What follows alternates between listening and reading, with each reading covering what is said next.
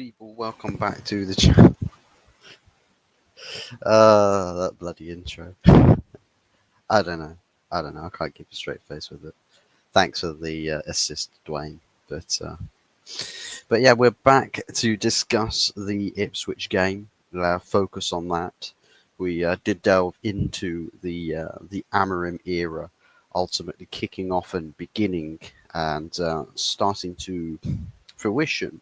We start to see what Ruben Amorim's Man United is all about, and we get to sample um, a lot of what to expect on Sunday when we travel away to Norfolk. I believe it's Norfolk. Um, Correct me if I'm wrong, and if I've insulted you, then I've insulted you. But never mind. It could be worse. Could be saying that we're going away to Norwich, the only real city in Norfolk. At Ipswich, nobody knows what Ipswich is. Nobody knows where it is.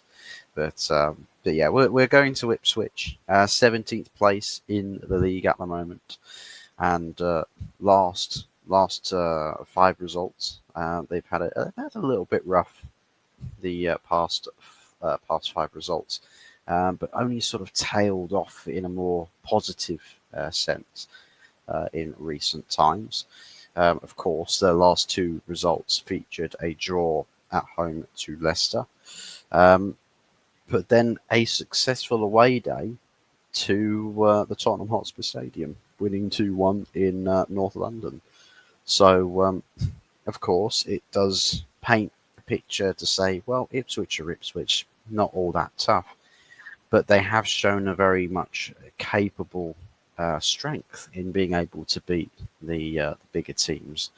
So maybe it's a case that they were just trying to find what worked for them and exploit it. And we, as Manchester United, we do have to keep ourselves on our toes. Of course, we've had Ruud van Nistelrooy as temporary manager to sort of stabilise the ship a little bit, though there's a few looks of concern.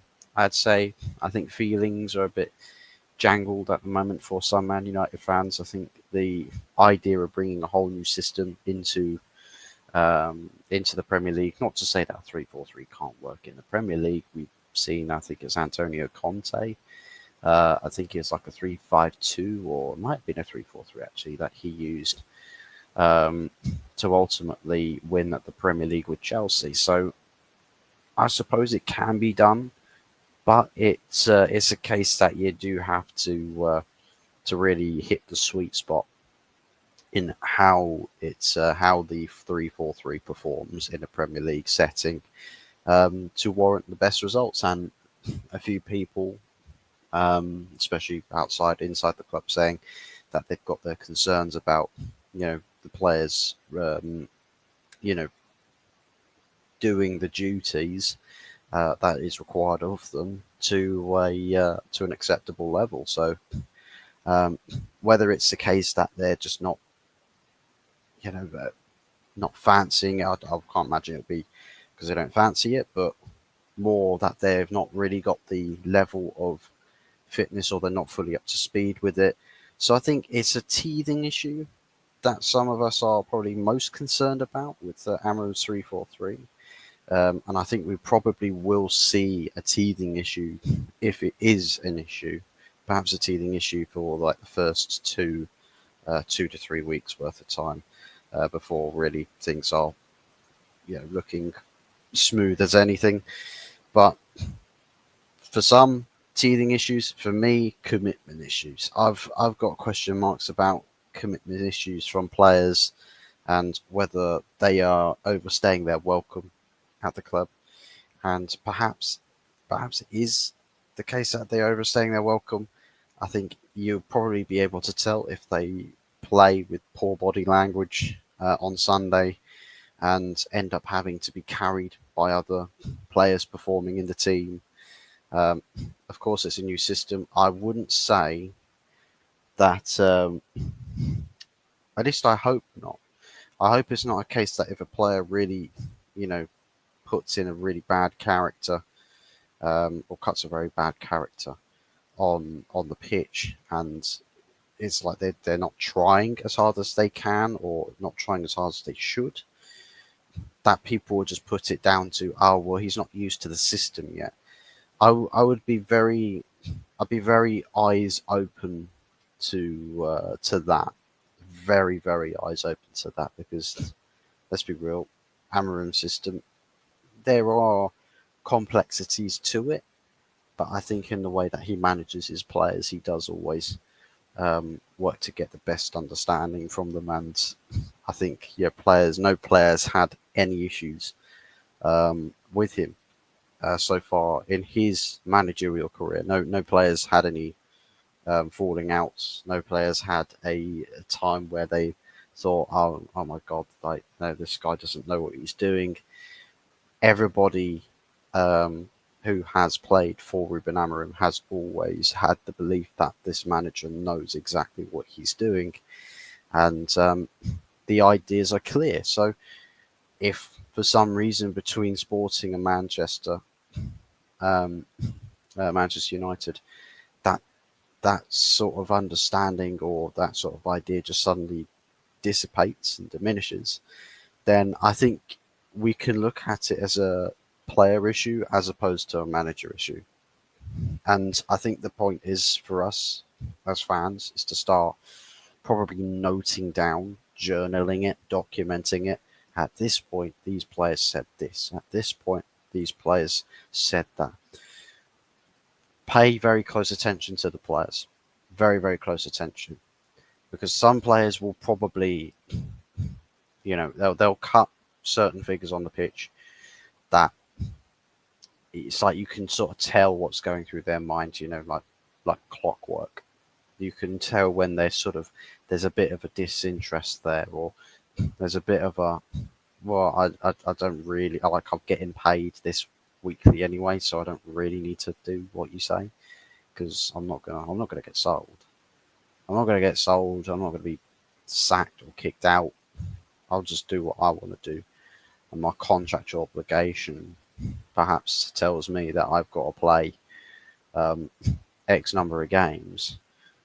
Otherwise, I get to challenge lawsuits as such for a breach of contract. But who knows? Because let's be real, the likes of Marcus Rashford, I think Bruno Fernandes previously, uh, and a few other names, Harry Maguire's as such, but certain players, and I think probably it's more so Marcus Rashford than anyone else, had negotiated contracts before Ineos got here.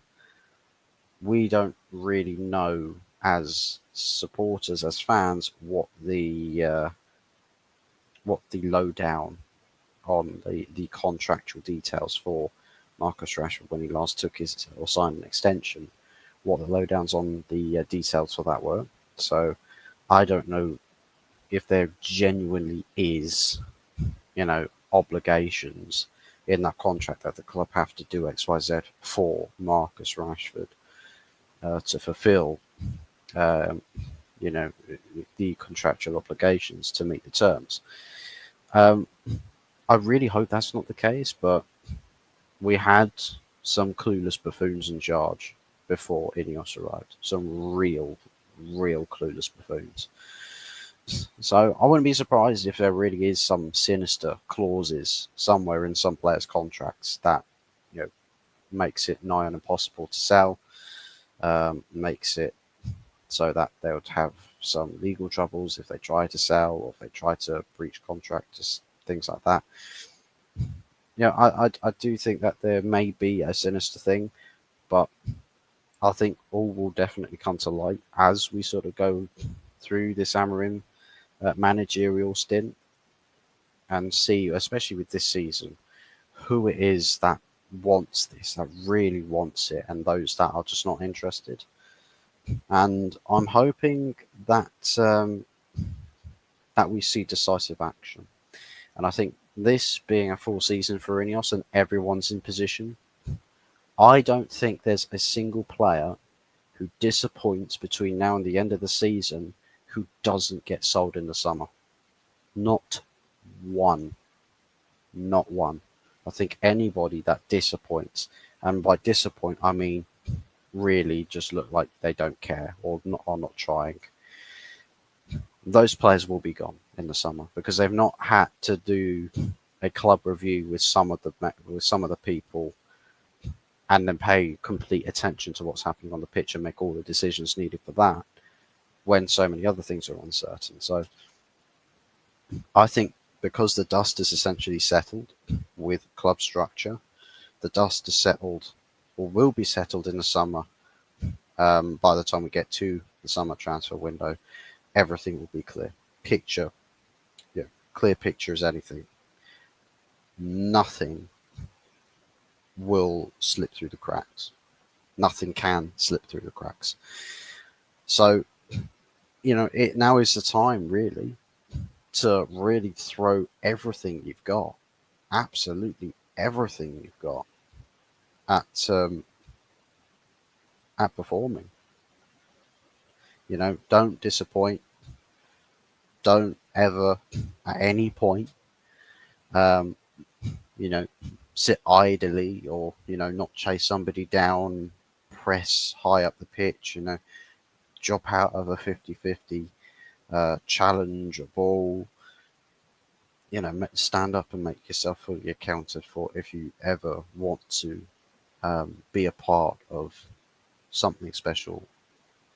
In the case of Manchester United, um, as in the words of Ruben Amorim, I'm a bit of a dreamer. He dreams of trophies and success, and usually in the case of um, words to actions, so far I think he's done a pretty good job at dreaming and bringing his dreams to light. He's done a fairly good job of it so far. So I'm sure that this is a continual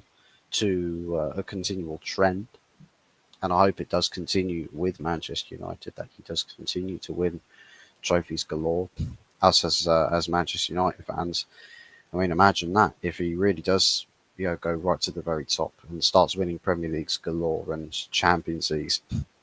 Would he be in a hurry to leave? I'm not sure. I wouldn't have thought that if he does, do all sorts, that he'd fancy leaving at all. Um, Especially knowing that you're at the very top of football, so you can't really challenge yourself that much more. You know, there's not a more prestigious job if you are at the very top of football. There's nowhere really else to go. Stick it out for as long as you can and make yourself the biggest legend you possibly can. That's going to be in the mind of someone like a Ruben Amorim. So um, yeah, let's see to it.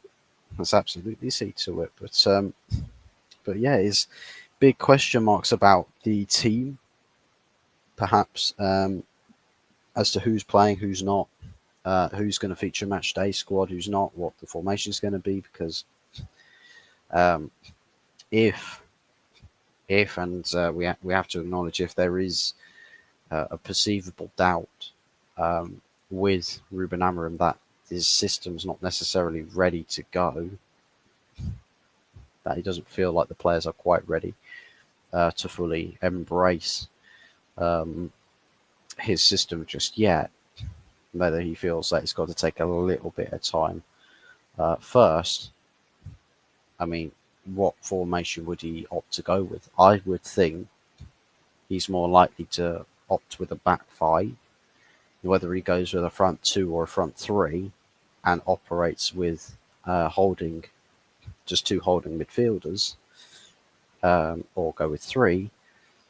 I think we're yet to see, but I think with Ruben Amorim, maybe not so much a stubborn feat that he would, if he really does feel like his team's not ready. I can't imagine that he's just going to throw a 3-4-3 out there and say, yeah, no, this team's going to play like they've been training for this 24/7 for the past like 3 years. Like he's not really going to do that. I think he'll opt to integrate it as time goes on, and maybe not in the same sense that Ten Hag said that he'd do things like, I can't play the Ajax way here. I think Ruben probably is like, well, I can play my Sporting way here. I absolutely can, and we will. We absolutely will. But Hideo and I'll be training them to play that way from day one. But I need to have a plan B and plan C um, in place, really, in case this team really isn't all that ready, to adapt to what I'm asking of them. So maybe there is a contingency plan there. Maybe there is, maybe there isn't. I imagine that there is, and that we shall we may see it enacted on Sunday. As for the team, I'd like to think that we'll push for a 3-4-3 opening game, show the Premier League what you're all about. Um, and I think team selections is going to be the hardest team selection ever, like predicting what sort of a lineup it's going to be. But just going off what I can see, the choice of players that I would probably go with, I think you'll have Onana in goal. Your back three featuring Lissandro left side, De Ligt right hand side. If Yoro is fit, I don't know if he would play or start. Maybe he'll feature on the bench. Luke Shaw is a question mark, whether he'd start or whether we'll have Mazraoui playing as the right-sided centre back with De Ligt more centrally, and then you'll have potentially Diogo Dalot play as the right wing back, or as training has hinted that Anthony could be playing in that position. I doubt he'll be a winger. I think more so a wing back. But let's see what Ruben Amorim has planned for Anthony. I can't imagine he's got too long left to really save his career either. I think he's probably on final warning now. Is Anthony? So let's see what the plan is. God's plan. But yeah, I think left hand side. If both Malacia and Shaw both have been training this week, who starts in the left wing back position? I think it remains to be seen. I'd probably be more. I'd probably be more likely to say that a Malacia probably has slightly better match fitness. He has played, I think, twice in an under 21s game to sort of re-up his match fitness, I think. But Luke Shaw, again, it's not like playing Luke Shaw because Malassi's been out for ages. That doesn't really fly with me because Luke Shaw's kind of been out for a very, very prolonged period of time as well. And Malacia has been, putting in match fitness performances for a couple of weeks now. So I'd be more than likely to say that Malacia over the left hand side, or maybe Dalot. Maybe Dalot plays over on that on the left hand side while somebody else plays in the right wing back position. Maybe it would be an Anthony, or maybe we don't know the full picture yet, just yet, and he surprises us with team selections. I think the midfield double pivot, Agate, and I think Mainu is somebody that I think Sir Amorim wants to focus on integrating and bringing in. But yeah, I'm thinking probably an Agate Casemiro for Sunday at the very least. Okay, yeah, so I think an Agate Casemiro is probably the best bet that we'll see. Front three is another point of interest. Who plays across the front three? I think Bruno is probably the most touted as the left side, I would have thought. the left side of the front three, closer to the striker and a bit more of a creative outlet. Whilst you got Diallo on the right hand side of the three, and then I think they are mentioning Rashford could be the number 9 position. But then again, you do have Rasmus Højlund and also Joshua Zirkzee, both fit and available um, for this game. So, who starts up top? Would you go with Rashford? Would you guys go with Højlund or Zirkzee? And who do you play on either side of the striker? Are you Diallo right hand side? Are you Fernandez right hand side? Are you Mason Mount right hand side or left hand side? Is Garnacho getting into that team?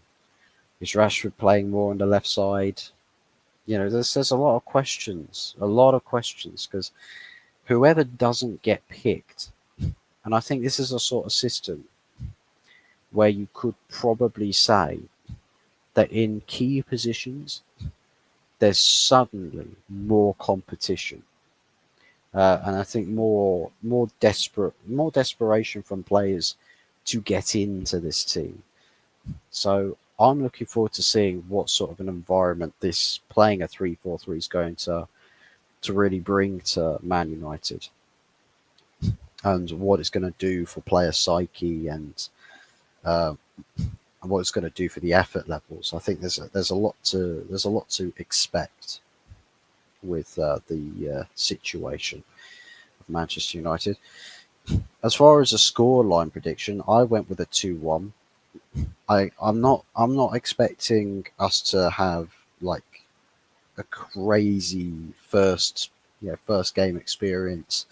Oh, we'll go there, slap them up 3 or 4 nil, and it's going to be easy as anything, and we're all going to be super pumped with Amarin ball. Um, I don't think we're going to see that so much. I'm more cautious that things can go like it's sort of tipping a little bit. It can go the right way, it can go the wrong way. It can sort of stay quite level in the middle. And I think we'll be more level in the middle. I think we'll see some good things, some bad things, but ultimately, I think we will probably just about best the opposition on the day. Um, and Ipswich, I think, unless you really do piss about, I mean, we've seen it with Tottenham, didn't we? If you piss about with Ipswich, they will take their chances and they will punish you. Man United need to show a bit of a no nonsense attitude. No nonsense attitude on Sunday.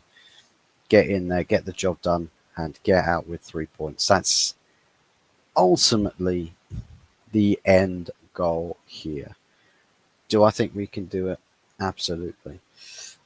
Let me know what your thoughts are about this match down below in the comments section. As well as that, don't forget to hit the likes and subscribe. Um, Also, another quick one, just a quick one. Also, a shout out to Early Doors Football TV for hitting the 500 subscriber milestone. Half, I think it's like, I was about to say half a millennia.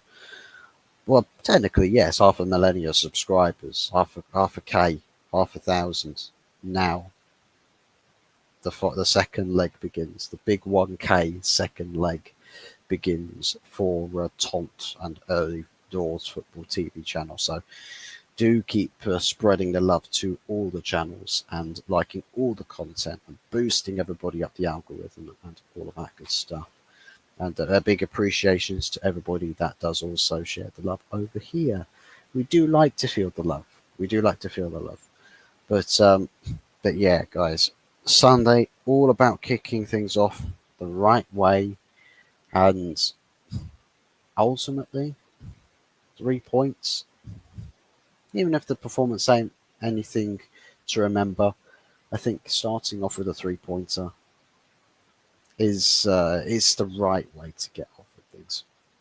Anyways, take care, guys. Thanks for watching, and yeah, we'll see you again Sunday. Um, Maybe tomorrow, so something really kicks off, but yeah, Sunday for match reaction and of course Sunday night takeaway show. Until then, enjoy the rest of your Friday nights, and let's get ready for the weekend. Take care, everybody. Speak to you all again soon.